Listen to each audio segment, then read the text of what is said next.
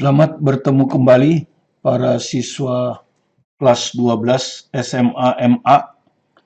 Jadi kita lanjutkan membahas tentang fisika inti atom ya. Di sini kita akan teruskan dengan inti atom dan radioaktivitas. Model atom sudah kita bahas sebelumnya ya dengan 2 part. Sekarang kita akan membahas inti atom dan radioaktivitas juga dengan 2 part. Kalau nanti ada part 3 mungkin soal-soal ya. Referensinya adalah buku pelajaran fisika ini yang jilid 3. Kemudian yang satu lagi buku penuntun tapi belum terbit ya, sama dengan ini, penuntun belajar fisika, hanya yang kelas 12 ya, belum terbit. Mudah-mudahan bisa terbit bulan akhir Maret ya. Oke, kita mulai dari pengertian inti atom ya. Jadi kemarin kita sudah ada model atom kan, yang di mana inti atomnya ditemukan oleh Rutherford ya, dengan percobaannya menumbuk lempeng emas ya, menumbuk lempeng emas, kemudian mengamati bagaimana lempeng emas sinar itu setelah menumbuk lempeng emas, dan sebagian besar ditembus, tapi ada sebagian kecil yang dipantulkan karena dia berbenturan dengan bagian yang keras di mana pusat massa berkumpul, dan di situ juga berkumpul pusat atom bermuatan positif proton, dan juga di situ ada neutron ya, itulah. Nah, sekarang kita akan bicara tentang inti atomnya. Partikel-partikel penyusun inti atom itu ada 2, yang satu proton, yang kedua neutron ya. Neutron ini ditemukan oleh Chadwick ya, ditemukan oleh Chadwick dengan eksperimen reaksinya menembakkan ya. Jadi reaksi inti ini. Ya, sedangkan elektron Anda sudah tahu ditemukan oleh Thomson ya. Itu inti atom dikitari oleh elektron. Nah, partikel subatomik itu adalah proton, neutron, elektron, dan positron. Karena masanya sangat kecil, dibikinlah AMU ya, Atomic Mass Unit, lambangnya U. Kalau di bahasa kita disebutnya satuan massa atom, SMA. Jadi proton itu masanya dibulatkan aja 1 SMA, neutron itu 1, kemudian elektron mendekati 0, positron pun mendekati 0. Nah, beda antara elektron dan positron, elektron itu bermuatan negatif, sedangkan positron adalah elektron yang bermuatan positif. Sedangkan muatan dari proton Anda sudah ketahui +1, neutron tidak bermuatan. Lambangnya seperti ini, proton 1, neutron. Jadi ini di sini baca masanya ya, yang bawah ini masanya. Muatannya, sorry, yang bawah ini muatannya, yang atas ini masanya. Ya ini, muatannya 0, massa 1. Muatan 1, massa 1. Elektron, muatan -1, massa 0. Ya, positron, muatan +1, massa 0. Kemudian lambang inti atom atau kita sebut nuklida, itu dinyatakan oleh X. X ini lambang daripada atomnya. Misalnya kalsium Ca, kalium K, ya, timah hitam Pb, timbal, uranium U, ya. Kemudian di sini ada bilangan Az. Yang penting A lebih besar dari Z, ya. Dan ada juga yang tulisnya saya kurang tahu, ada yang nulisnya seperti ini, ya. Yang penting nomor yang besar menyatakan A dan nomor yang kecil menyatakan Z. Z ini nomor atom, A ini nomor massa. Ya, jadi Z itu disebut nomor atom, menyatakan jumlah proton dalam inti atom. Ya, jadi kalau protonnya 7, ya ini 7. Sedangkan A itu nomor massa, menyatakan jumlah nukleon. Nukleon itu adalah proton ditambah neutron dalam inti atom. Ya, jadi jumlah proton itu sama dengan Z, jumlah neutron itu A-Z, jumlah elektron kalau atomnya netral itu sama dengan jumlah proton, Z. Ya. Kalau dia ion tidak, ya. Kalau ion negatif kelebihan elektron. Kalau ion positif kekurangan elektron. Misal ada lambang nuklida Fe2656, maka yang kecil ini adalah nomor massa, nomor atom Z, yang besar ini nomor massa A. Maka jumlah protonnya sama dengan Z kan? Jadi sama dengan 26. Jadi ada 26 proton di dalam inti atom. Jumlah neutron A kurang Z. nomor massa dikurangi nomor atom. Jadi ada 30 neutron dalam inti atom. Sedangkan elektron yang mengitari inti atom, anggaplah atomnya atom netral, itu akan sama dengan jumlah proton. Ya, dia akan sama dengan jumlah proton. Jadi sama dengan 26. Ya, kira-kira seperti itu ya. Mudah. Kemudian dari sini lahir pengertian 3 istilah, isotop, isobar, isoton. Ada lagi isoelektron. Ya. Oke, apa itu isotop? Isotop adalah nuklida-nuklida dengan jumlah proton sama, inti-inti dengan jumlah proton sama, ya jadi jumlah protonnya sama. Tapi jumlah neutronnya berbeda. Ya. Atau nuklida-nuklida dengan jumlah proton sama, tetapi jumlah nukleon berbeda. Ya. Jumlah proton plus neutronnya berbeda. Jadi contohnya Ne1020 dengan Ne1022. Jadi Anda lihat. Ya. Biasanya notasinya sama, karena nomor atom itu menyatakan atom. Jadi kalau ini Ne, ini juga Ne. Nah, itu isotop itu. Yang beda cuma ini, nomor masanya. Ya. Jadi kalau di sini kalau kita lihat jumlah protonnya 10, di sini juga 10. Makanya disebut isotop. Tapi jumlah neutronnya beda. Ini 20 kurang 10, 10. Ini 22 kurang 10, 12. Tuh, jumlah neutronnya beda kan? Kalau kita jumlahkan, ini jumlah nukleon. Ini jumlah nukleonnya 20. Ini jumlah nukleonnya 22. Nggak sama juga.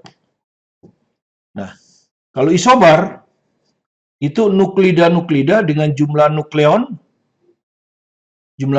yang sama. Ya.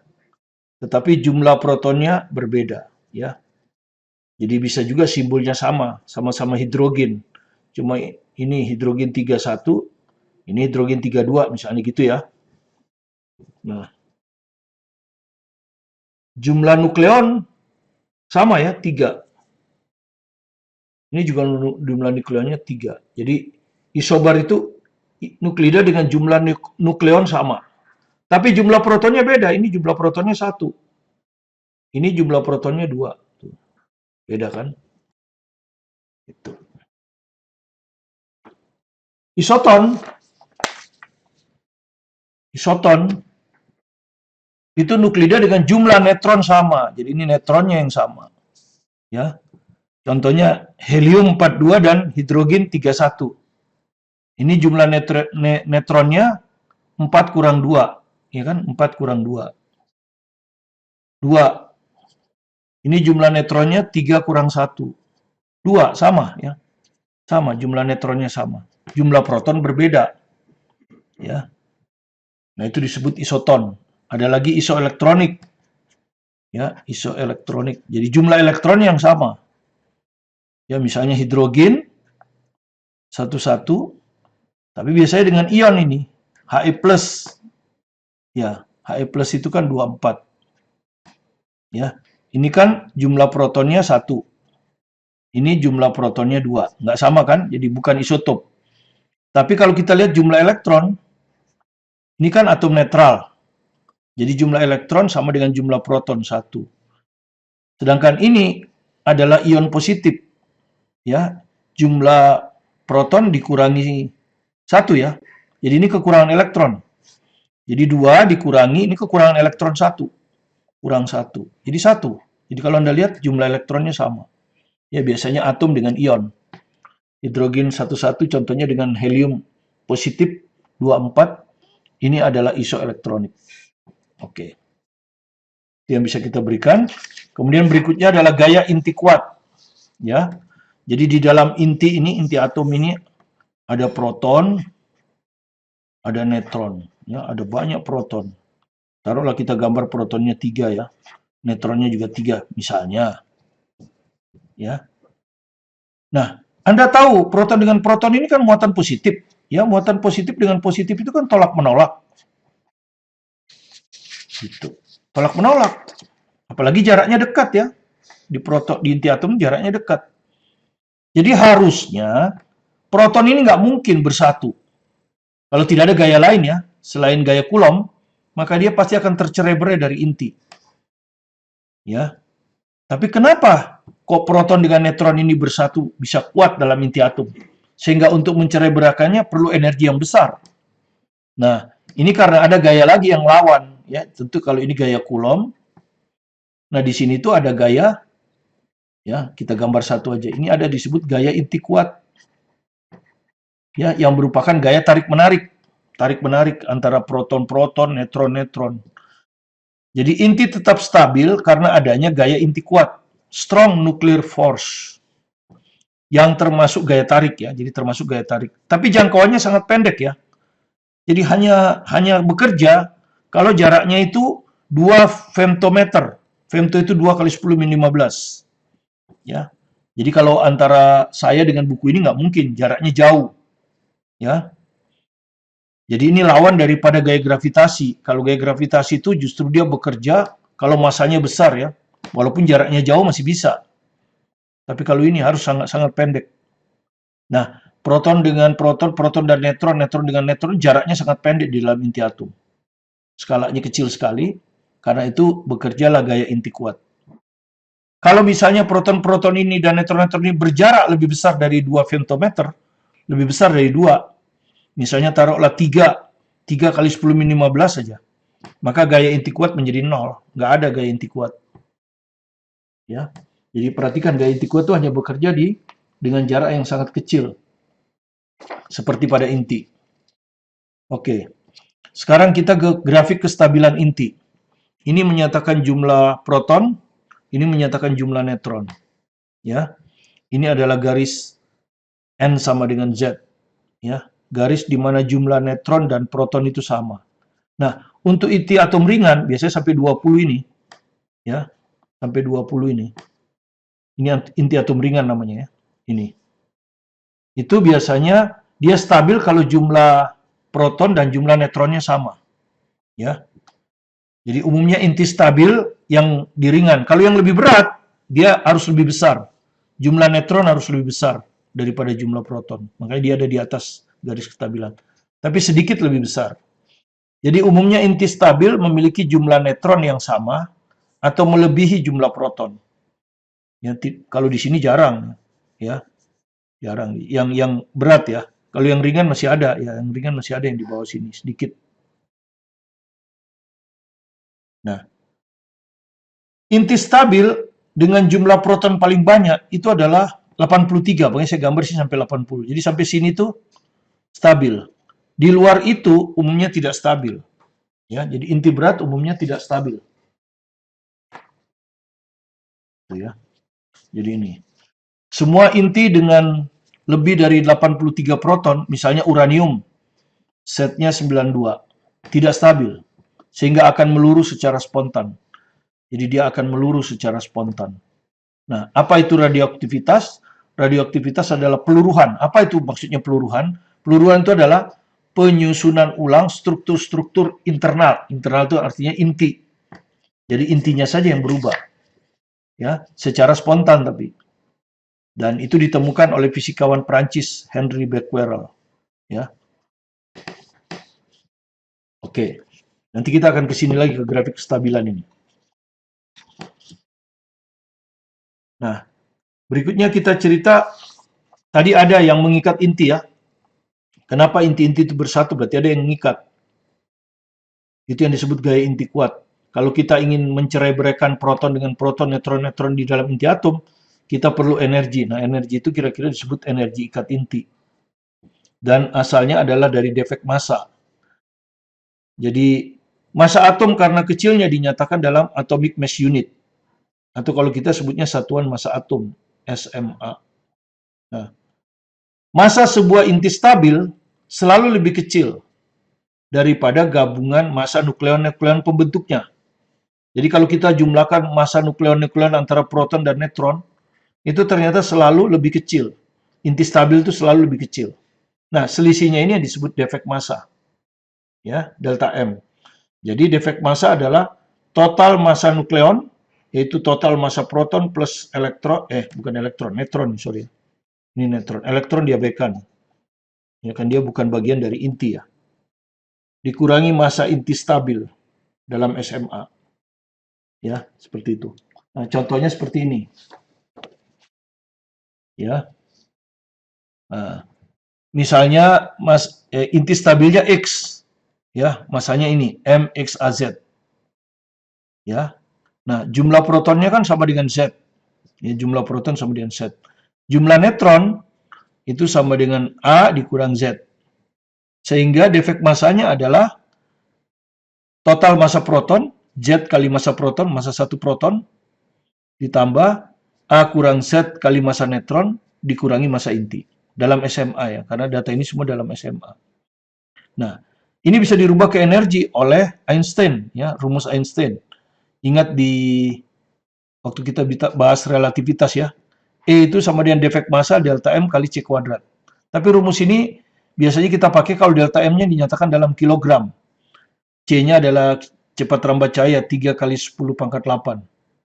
Nah, kalau dalam SMA ini sudah ditransfer, ya kalau kita pakai SMA, itu transfernya ke mega electron volt. Jadi tinggal ini kita kalikan dengan 931 mega electron volt per SMA. Jadi ini asalnya dari rumus ini, delta M C kuadrat. Cuma sudah ditransfer ke satuan SMA. Jadi energi ikat inti adalah defek massa dalam SMA kali 931 mega electron volt per SMA. Jadi SMA-nya bisa dicoret.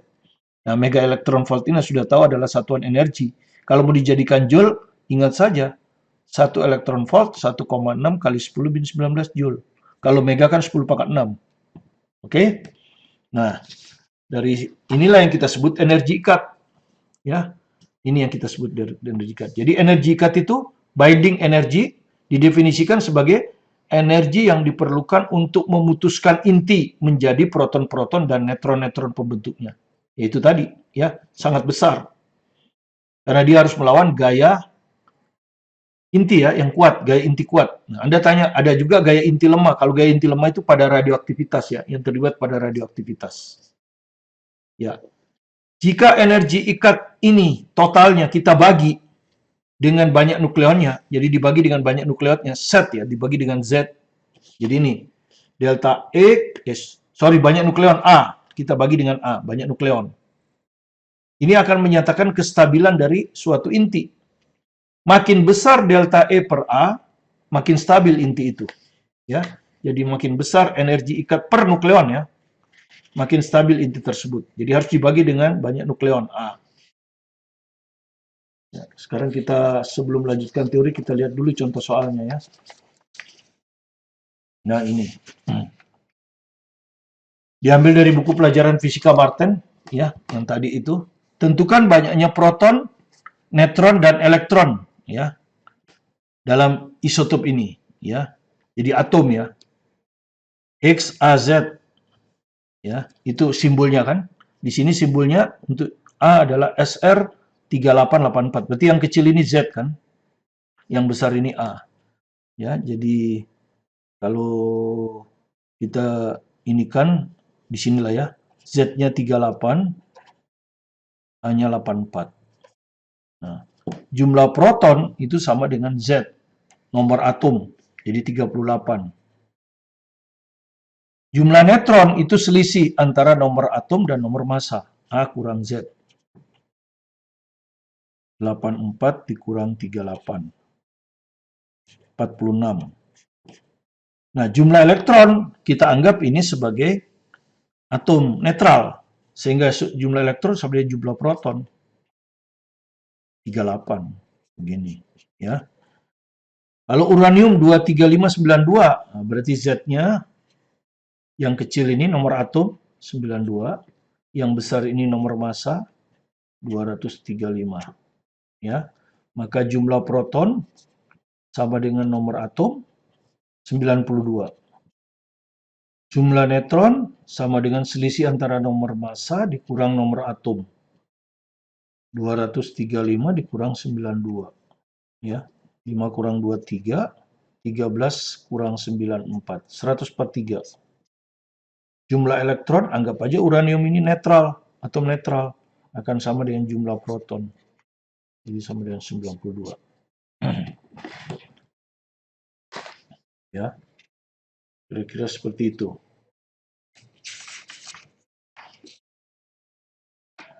Kita ke soal nomor 2 tentang energi ikat inti dan menentukan mana yang lebih stabil. Ya, buku pelajaran fisika Martin juga. Tentukan energi ikat dan energi ikat per nukleon. Ini untuk menyatukan kestabilan kan. Untuk besi 2656, kalsium 2040. Ya. Massa proton itu ini 1,007276 U, 6 desimal ya, massa neutron ini. Kemudian pertanyaan berikutnya, mana dari kedua nuklida tersebut yang lebih stabil? Ya. Dan jelaskan kenapa lebih stabil. Ya seperti tadi, ya. Ini kita lihat dulu berapa jumlah protonnya, 26 ya. Kemudian jumlah neutronnya 56 kurang 26 ya. 56 kurang 26 ya. Sama dengan 30. Nah, jadi 26 proton, 1 proton ini. Jadi kita kalikan. 26 kali 1,007276. Ya. SMA ya. Ini U ini SMA kan. Berapa gitu ya. Yang ini neutron. 30. 30 kali massa neutron ini. Ya. 1,008665 U. Gini ya. Nah, kalau Anda kalikan, ini adalah sekitar 26,189,176. Ini kalau dikalikan hasilnya adalah 30,259950. Nah, ini kita jumlahkan, itu massa nukleon kan? Ini namanya massa nukleon. Massa proton plus neutron, ya, seluruhnya dalam inti atom. Ini. Nah, kalau Anda jumlahkan ini, Anda akan ketemu 56,449126. Ya. Oke, kita hitung 4 desimal aja lah. Ini dibuang aja. Oke. Massa isotopnya sekarang. Ya, massa isotop itu harus diketahui ya. Nanti. Oh enggak, ini enggak ada urusannya ya. Dia hanya energi ikat. Ya benar, energi ikat benar. Ya. Massa nukleonnya. Jadi dikurangi massa nukleon ya. Massa isotop. Massa isotop Fe2656. Ya. Ini. Ya, diketahui 4 desimal. Makanya kita buang ini 2 kan. Ini 55, ini massa isotop ini. Ya. SMA. Dia dalam SMA ya. SMA atau U sama aja. 9349. Oke. Kita kurangi. Inilah defek massa. Ya. Ini defek massanya ya. Jadi ini kita kurangi, 56 kurang itu. Kalau Anda hitung itu 0,5142. Oke, kita pakai SMA. Oke. Ya, jadi ini defek massa ya. Tidak ditanya. Tapi kalau defek massa tahu, maka energi ikat tinggal dikalikan 941 ya. Maka energi ikat itu adalah defek massa ya 0,5142 SMA gitu kali 931 kan mega elektron volt per SMA. Nah, mega elektron volt itu satuan energi. Jadi ini hasilnya adalah 478,7202 ya. Mega elektron volt kalau Anda hitung ya. Entah dengan kalkulator atau hitungan biasa. Itulah energi ikat. Ya, kemudian nanti untuk membandingkan kestabilannya kita perlu energi ikat per nukleon kan. Energi ikat itu kita sebut delta E kan. Per nukleon kan. Per A. Untuk Fe ya. Jadi ini kita bagi dengan A. A-nya 56 tadi ya. Ini 56. Jadi 478,7202 dibagi dengan 56. Hasilnya adalah 8,5486 ya. Mega elektron volt per nukleon. Oke, ya ini selesai sudah untuk pertanyaan A. Pertanyaan B, kalsium 2040 ya. Massa elektronnya abaikan saja ya. Ini berarti Sigma proton 20 ya. Ini ya, 20. Sigma neutron 40 kurang 20 ya. 40 kurang 20. Ya, 20 juga. Kemudian ini kita kalikan dengan massa satu proton. Ini 1,007276 ya. Hasilnya ya ini dihitung aja pakai kalkulator ya. 20,1456. 20,1456 SMA ini. Ya kalau bahasa internasional U. Ini juga neutron 20 kali massa neutron ini. 1,008665. Ini kalau dihitung hasilnya adalah 20,1732. 20,1732 SMA. Ya. Nah, kemudian dijumlahkan, itu adalah massa nukleon kan? Ini adalah massa nukleon dari inti atom, gitu. Ya, kalau Anda jumlahkan ini hasilnya 40,3188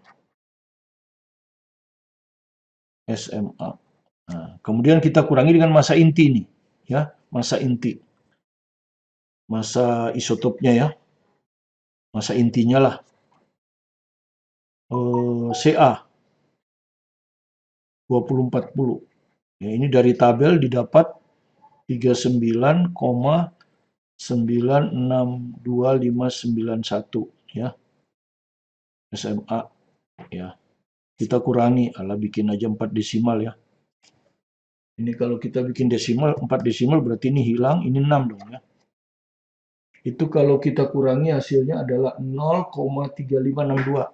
Ini 0,3562 SMA. Inilah defek massa ya. Ya, jadi defek massa ini. Nah, baru kita hitung energi ikatnya kan. Energi ikat ya. Delta E ya. Energi ikat seperti ini nih. Ya, tinggal dikalikan dengan 900 ya. 31 ya. 931 mega elektron volt per SMA. Sehingga SMA-nya bisa dicoret. Nah, itu kalau Anda kalikan hasilnya adalah 331,6222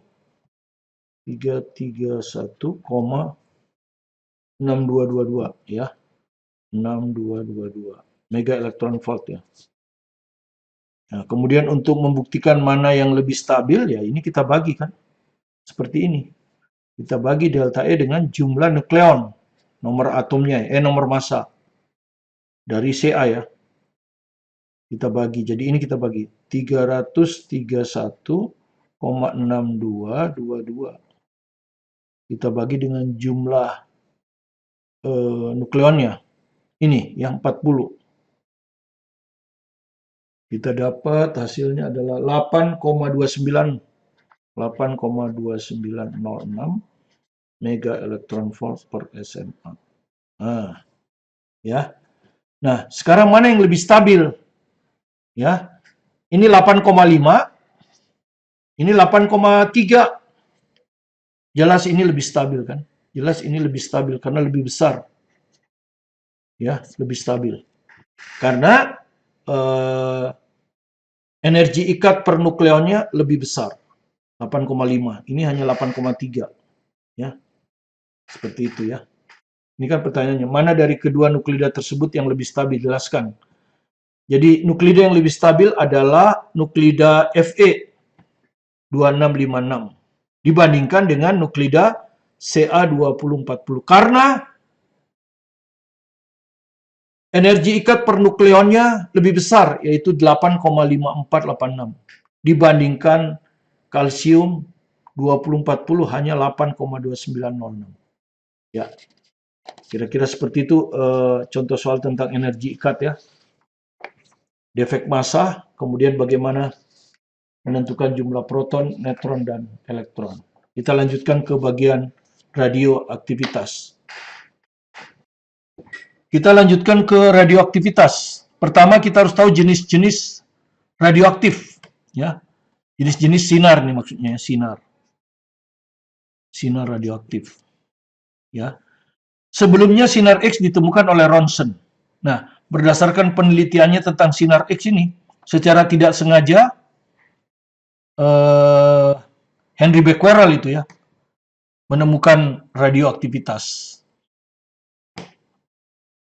Kemudian Ernest Rutherford menyelidiki sinar itu, ya, dengan menempatkan sedikit radium ini di dasar sebuah kotak. Di sini ada radium yang ditemukan oleh Becquerel yang akan memancarkan sinar radioaktif dengan kecepatan tertentu. Nah, menurut pengetahuan, kalau ini merupakan partikel, dia akan dibelokkan oleh medan magnet. Karena itu di sini dipasang oleh Rutherford medan magnet, arahnya dari utara ke selatan. Dan dia temukan ternyata sinar ini terurai menjadi 3. Yang satu terus saja, artinya dia tidak bermuatan. Yang satu dengan konsep gaya Lorentz itu dibelokkan ke kanan. Ini bermuatan positif, dan yang satu lagi dibelokkan ke kiri bermuatan negatif. Terus yang kedua lagi yang disimpulkan oleh Rutherford, sinar alfa hanya sedikit dibelokkan, sedikit saja, sudut simpangnya kecil. Artinya apa? Yang susah dibelokkan itu pasti masanya lebih besar. Jadi alfa ini dianggap masanya besar dibandingkan dengan beta, ya dibelokkannya cukup jauh. Jadi artinya yang dikasih nama beta ini adalah sinar yang masanya lebih kecil, ya seperti itu.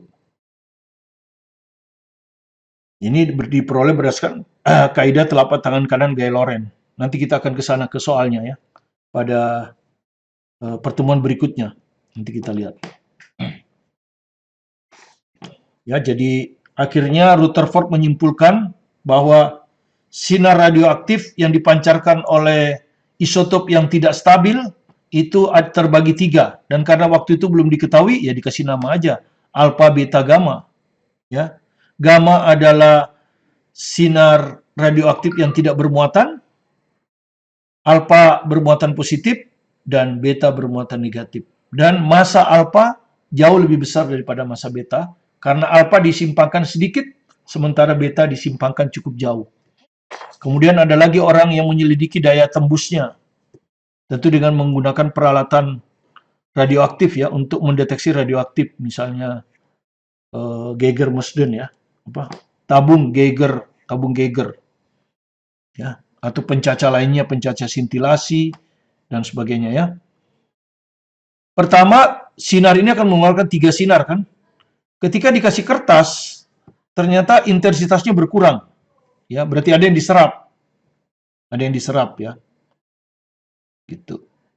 Kemudian dilewatkan lagi di aluminium setebal 3 cm, intensitasnya berkurang lagi. Dan akhirnya ketika dilewatkan pada timbal 3 cm, intensitasnya makin berkurang. Ya, atau hampir 0. Nah, dari sini kemudian dengan sifat-sifat penyimpangan disimpangkan bahwa yang diserap oleh kertas adalah partikel alfa.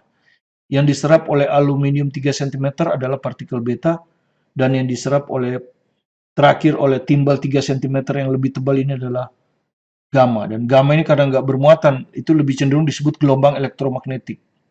Sementara alfa dan beta ini dia ada massanya dan ada muatannya, jadi sebenarnya cenderung lebih disebut partikel ya. Walaupun semuanya ketiganya disebut sinar akhirnya. Tapi kalau kita sebut sinar, nanti Anda bayangkan seperti sinar matahari. Yang sama dengan sinar matahari adalah sinar gamma, ya, gelombang elektromagnetik. Ya. Nah, jadi dari sini disimpulkanlah bahwa daya tembus sinar alfa lebih kecil dari sinar beta dan lebih kecil dari sinar gamma. Kemudian diselidiki lagi daya ionisasinya. Inilah adalah daya yang pengaruhnya bisa lebih merusak pada sel-sel ya yang sehat. Ternyata yang ini alfa ya. Ternyata gamma lebih kecil daya ionisasinya daripada beta, dan beta lebih kecil daripada alfa. Nah, ini ada kemungkinan karena alfa bermuatan. Jadi daya ionisasi itu biasanya kan bergantung muatan. Jadi ini jelas di sini alfa muatannya lebih besar, beta lebih kecil, dan gamma mungkin lebih kecil lagi, tidak bermuatan ya. Kira-kira seperti itu ya. Sifat-sifat sinar alfa, beta, gamma. Kemudian kita lihat peluruan inti atom. Bagaimana sih terjadinya peluruan inti atom itu? Kenapa inti atom meluruh? Nah, tadi udah kita lihat ya, kalau ada kurva, maka untuk atom yang ringan, Inti yang ringan, yaitu jumlah N-nya biasanya sama dengan Z kalau stabil. Ya, kalau stabil jumlah N-nya sama dengan Z. Nah, ini tadi ya. Ini tadi ya. Untuk atom yang ringan di sini, jumlah N itu sama dengan Z. Nah, ini saya perpanjang aja. Nah, kalau ada inti ringan, ya kira-kira 20 ini. Tapi dia ada di atas sini, di B ini. Di atas garis kestabilan, titik B. Ini artinya apa? Dia memiliki neutron lebih banyak. Ya, ini neutron. Memiliki neutron lebih banyak daripada proton. Ya, N-nya lebih besar dari Z, atau N per Z-nya lebih besar 1. Ini untuk inti ringan ya, yang ada di atas garis kestabilan. Dia tentu akan menuju ke sini kan, menuju garis kestabilan. Nah, untuk menuju garis kestabilan ini neutronnya harus dikurangi. Protonnya harus ditambah. Jadi neutronnya dikurangi 1, protonnya ditambah 1. Gitu. Ya. Jadi untuk menuju keadaan stabil, maka neutron harus dirubah jadi proton. Ya. Jadi neutronnya harus dirubah jadi proton. Nah, seperti ini. Neutron dirubah jadi proton. Neutron itu 1,0, proton 1,1. Maka supaya memenuhi hukum kekekalan massa dan hukum kekekalan muatan, di sini 0, sini 1, di sini harus min 1, supaya 0 jumlahnya. Di sini supaya jumlahnya tetap 1, berarti ini 0. Nah, Anda sudah tahu, yang muatannya min 1 dan massanya 0 itu adalah elektron. Nah, inilah yang kita sebut sinar beta. Jadi, partikel di sini akan memancarkan sinar beta. Ya, partikel di sini akan memancarkan sinar beta, meluruh. Ya, meluruh dengan memancarkan sinar beta. Jadi dia akan meluruh dengan memancarkan sinar beta. Itu, ya. Ya, jadi untuk itu ia melepas sebuah elektron, yang memancarkan sebuah elektron, partikel beta. Nah, bagaimana kalau inti ringan yang di bawah di sini, ya, inti ringan. Ya, masih jumlahnya 20 ya, jumlah proton. Tapi ringan. Berarti dia kelebihan proton dong. Kebalikan ini, kelebihan proton. Jadi untuk menuju ke sini, supaya stabil, maka protonnya dikurangi 1. Neutronnya bertambah 1. Berarti artinya proton harus dirubah ke neutron. Ya, jadi inti ringan tak stabil di bawah garis kestabilan, titik C memiliki kelebihan proton. Ya, makanya proton dirubah ke neutron. Ya, nah sesuai hukum kekekalan, ini 0 berarti ini 1. Ini 1, berarti ini 0. Nah, ini juga sama dengan elektron, tapi elektron yang bermuatan positif. Jadi dia akan memancarkan elektron yang bermuatan positif. Ya, inilah yang disebut positron, ya. Inilah yang disebut positron. Jadi memancarkan positron, ya. Positron itu elektron bermuatan positif. Gitu, ya. Itu ya kemungkinan pertama, ya, memancarkan positron. Kemungkinan yang kedua, supaya proton jadi neutron, yaitu menangkap elektron. Menangkap di sebelah kiri ya. Jadi elektron ditangkap, tentu ditangkapnya pasti dari yang lebih yang paling ini misalnya inti atom, pasti yang ditangkapnya yang ada di kulit pertama ini ya. Jadi elektronnya ditangkap. Gitu ya. Ditangkap. Akibatnya elektron di sini kosong. Maka dideteksi dengan melompatnya elektron dari sini ke sini. Karena tempatnya kosong akan diganti oleh elektron dari luar. Anda sudah belajar, kalau dari elektron luar lompat ke sini, maka akan dipancarkan suatu foton. Nah, di sini kebanyakan foton sinar X. Nah, inilah yang dideteksi. Jadi kalau ini dideteksi, berarti yang terjadi adalah proton menangkap elektron. Ya. Jadi partikel tidak dipancarkan, tetapi dapat dideteksi dengan produksi foton sinar X. Ketika satu dari elektron-elektron atom pada kulit lebih luar, ini, melompat ke posisi lowong, karena ini ditinggalkan, elektronnya ditangkap oleh inti. Pada kulit terdalam yang ditinggalkan oleh elektron, yang ditangkap oleh proton inti. Ya kira-kira seperti itu ya, kejadiannya kenapa memancarkan elektron, memancarkan positron, atau menangkap elektron. Nah, pertanyaan berikutnya, bagaimana dengan inti yang berat, lebih besar dari 80, yang tidak stabil? Inti berat, tidak stabil. Ya, dia kelebihan proton dan kelebihan neutron. Ya, jadi neutronnya harus dikurangi, protonnya juga harus dikurangi. Neutronnya dikurangi, protonnya udah dikurangi. Sehingga dia memancarkan sinar alfa. Karena sinar alfa itu muatannya 2, masanya 4. Jadi nanti neutronnya akan berkurang 2, protonnya juga akan berkurang 2. Ya, karena dia memancarkan partikel alfa. Jadi jumlah proton berkurang 2, jumlah neutron berkurang 2. Itulah kejadian secara garis besar bagaimana suatu inti bisa memancarkan sinar alfa, beta, dan gamma. Ya, gamma itu ikut serta lah ya, ikut serta dalam proses ini. Oke, kita lihat nomor 3 ya, bahas nomor 3 sekarang ya. Sebagai contoh terakhir ya, untuk mengakhiri pertemuan pertama ini. Nanti pertemuan kedua kita masuk ke peluruhan, itu yang banyak keluar di testing SBMPTN tentang waktu paro, keradioaktivitasan, bagaimana mengukurnya, dan sebagainya. Setelah menyerap suatu neutron, jadi menyerap satu neutron ya, menyerap itu berarti di sebelah kiri ya, di sebelah kiri. Jadi kalau ada panah begini, menyerap itu berarti di sini. Kalau memancarkan di sebelah kanan, menyerap satu neutron. Anda sudah tahu neutron itu masanya 1, muatannya 0. Oke? Suatu inti atom memancarkan partikel beta. Nah, di sini dia akan memancarkan partikel beta. Nah, partikel beta itu Anda sudah tahu, masanya 0, muatannya -1. Itu kejadiannya. Dan kemudian terbelah menjadi 2. Nah, di sini dia terbelah menjadi 2. Partikel alfa. Jadi ada 2 partikel alfa. Ya, dia terbelah menjadi 2 partikel alfa. Ya. Anda sudah tahu alfa itu masanya 4, muatannya 2. Masanya 4, muatannya 2. Nah, dengan demikian nilai AZ inti atom awal. Nah, inti atom awalnya. Jadi inti atom awalnya anggaplah X, AZ. Nah, ini awal ya. Ini awalnya. Ya, pertama dia menyerap kan? Menyerap berarti ditambah neutron. Jadi apa coba? Supaya tetap A. Di sini ada 1, berarti ini A-1. Karena total massa harus sama. Total muatan pun harus sama. Di sini Z, di sini 0. Berarti di sini harus Z ya. Nah, seperti ini. Ini yang pertama. Ya, ini ada di sini dah. Ini pindah ke sini kan? X, Z, A-1. Ya, jadi ini jadi pindah ke sini. Kemudian dia memancarkan beta. Berarti ditambah apa? Ya, ditambah apa? Kurangnya saya agak tulis di sini X. Ini Z, ini -1. Supaya tetap Z, berarti ini harus Z plus 1. Nah, kalau kita jumlahkan kan Z plus 1 -1 Z. Sebelumnya A-1. Di sini 0, berarti ini A-1. Nah, kan begitu. Nah, ini sekarang pindah di sini.